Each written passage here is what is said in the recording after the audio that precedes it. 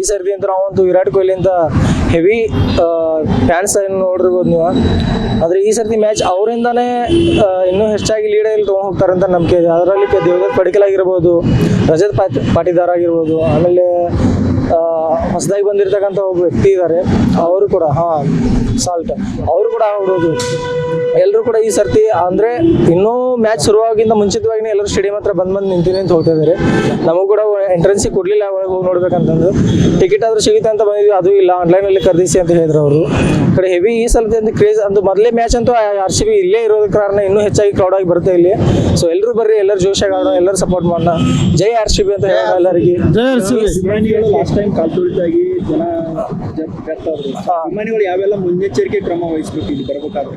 ಅದೇ ರೀಸನ್ ಅಂದ್ರೆ ಮುನ್ನೆಚ್ಚರಿಕೆ ಅನ್ನೋದಕ್ಕಿಂತಲೂ ಚಿಕ್ಕ ಮಕ್ಕಳನ್ನ ಕರ್ಕೊಂಡ್ಬರೋದು ನಾನು ಬೇಡ ಅಂತೀನಿ.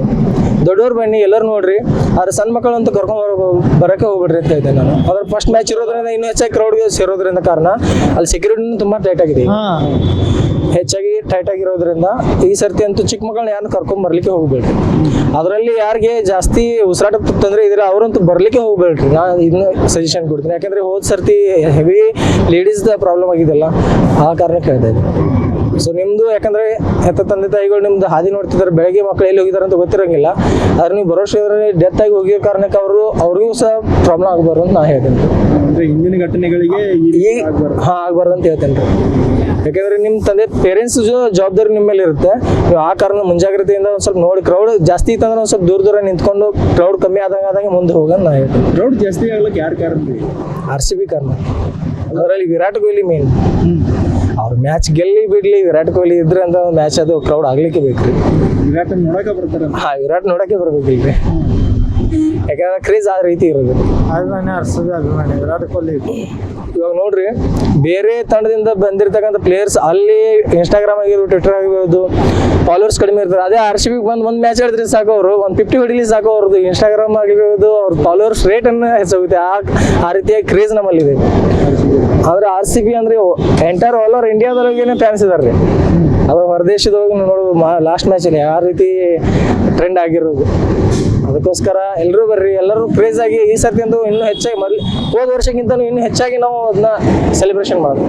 ಅದು ಫಸ್ಟ್ ಮ್ಯಾಚ್ ಇರೋದ ಕಾರಣ ಎಲ್ಲರೂ ಬನ್ನಿ ಅಂತ ಮ್ಯಾಚ್ RCB ಇದೆ, ಹೈದರಾಬಾದ್ RCB ಇದೆ. RCB ಟಿಕೆಟ್ ನಾವು ಕೇಳಕ್ಕೆ ಬಂದಿದ್ದೀವಿ. ಅಷ್ಟು ಬೆಳಗಾವಿ ಲಿಪ್ಪಣಿಂದ ಎಲ್ಲ ಬಂದಿದ್ದೀವಿ, ಅಷ್ಟು RCB ಫ್ಯಾನ್ ಇದ್ದೀವಿ. ಅಲ್ಲ ಹೋದ ಸಲ ಕಪ್ ತಂದಿದ್ದು ಇಷ್ಟು ಪ್ರೋತ್ಸಾಹ ಆಗ್ತಾ ಇದೆ, ಇಷ್ಟು ಇದು ಅಂದ್ರೆ ನಮ್ಗೆ ಹುಮ್ಮಸ್ ಬರ್ತಾ ಇದೆ. ಇನ್ನು ಹೆಂಗೆ ಆಡ್ಬೋದಪ್ಪ ಮುಂದೆ ನಮ್ಮ RCB ಟೀಮ್ ಇನ್ನು ಇಲ್ಲಿಂದ ಮುಂದೆ ಕಪ್ ಕಲ್ಕೋತ ಹೋಗುತ್ತೆ ಅಂತ ಒಂದು ಭಾಳ ಉತ್ಸಾಹ ನಮ್ಮ ಅಂದರೆ ಎಲ್ಲರೂ ನಮ್ಮ ಫ್ರೆಂಡ್ ಸರ್ಕಲ್ ಎಲ್ಲ ಭಾಳ ಐತಿ ಕ್ಯೂರಿಯಾಸಿಟಿ. 28ನೇ ಮ್ಯಾಚಿಗೆ ಇದು ಮಾಡ್ತಾ ಇದ್ದೀವಿ. ಆದರೆ ಈಗ ನಿಮ್ಗೆ ಗೊತ್ತಿರಲಿಲ್ಲ ಆನ್ಲೈನ್ ಟಿಕೆಟ್ ಇದೆ ಅಂತ? ಆನ್ಲೈನ್ ಟಿಕೆಟ್ ಗೊತ್ತಿಲ್ಲಾಗಿತ್ತು, ಮೊದಲು ಕೊಡ್ತಿದ್ರು ಆನ್ಲೈನ್ಗಿಂತ ಮುಂಚೆನೆ. ಅದೇನು ಕೊಡ್ಬೋದಂತ ನಾವು ಬಂದಿದ್ವಿ. ಇಲ್ಲ ಆನ್ಲೈನ್ ಟಿಕೆಟ್ ಕೊಡ್ತೀರಾ ಏನಂತ ಕೇಳಿದ್ವಿ. ಇಲ್ಲ 27ನೇ ತಾರೀಕು ಆನ್ಲೈನ್ ಟಿಕೆಟ್ ಬಿಡುಗಡೆ ಮಾಡ್ತೇನೆ ಅಂತ ಅಂದರು. ಸೊ ಇವತ್ತು ಸ್ಟಾರ್ಟ್ ಆಗ್ತಾ ಇದ್ದಲ್ಲ ಆನ್ಲೈನ್ ಟಿಕೆಟ್ 4 ಗಂಟೆ? ಇವತ್ತಿಲ್ಲ ಸರ್, 27 ಅಂತ ಅಂದರು ಅವರು, ಸೆಕ್ಯೂರಿಟಿ ಅವರು ಅಂದವರು. 27 ಅಂತ? 27 ಅಂದರು. ಎಲ್ಲಿಂದ ಬಂದಿದ್ರಿ ನೀವು? ನಾವು ಬೆಳಗಾವಿಂದ ಬಂದಿದ್ದೀವಿ. ಯಾವ ಕಾರಣಕ್ಕೆ ಬಂದಿದ್ರಿ? ನಮ್ಮ ಮ್ಯಾಚ್ ಅದು ಟಿಕೆಟ್ ಸಿಗತ್ತಂತ ಬಂದಿದ್ದು. ಎಷ್ಟು ಜನ ಬಂದಿದ್ರಿ ನೀವು? ಒಂದು 6 ಜನ, ಒಂದು 6-7 ಜನ ಬಂದಿದ್ದು. RCB ಈ ಸರಿ ಹೆಂಗೆ ಹೇಳ್ತೀರಿ?